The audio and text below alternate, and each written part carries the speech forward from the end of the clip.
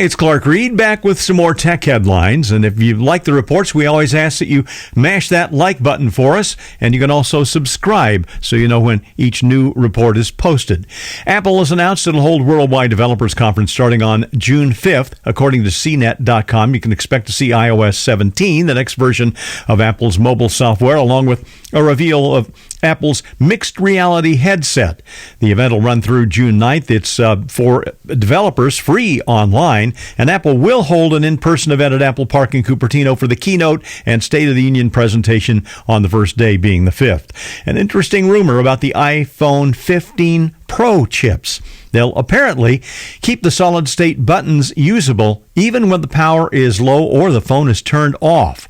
What has been the mute button is going to become an action button, apparently, one that you can program to do various functions, like on the Apple Watch Ultra. This may replace tapping the back of the phone a number of times to activate different functions, which Apple has had for several years.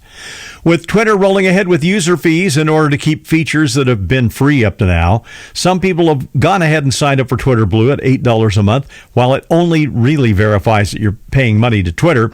Starting in April, having a blue check is the only way to take part in polls or to show up in the suggestions for the For You feed.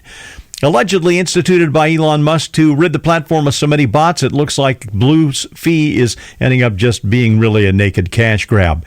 A researcher named Travis Brown has determined about half of the 444,435 paying Twitter Blue subscribers have less than 1,000 followers, and 78,000 some Blue subscribers have less than 100 subscribers following their account.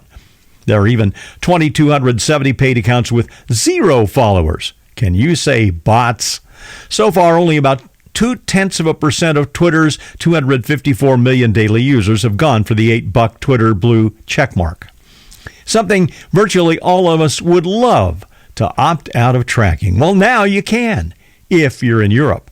BGR.com says Meta is complying with an EU demand, certainly reluctantly, and they're not making it automatic or easy either. Meta will only allow users to opt out if they submit an online form expressing their objections to Meta's tracking to the in-app activity ads. Meta will then evaluate the user's request and possibly implement the change.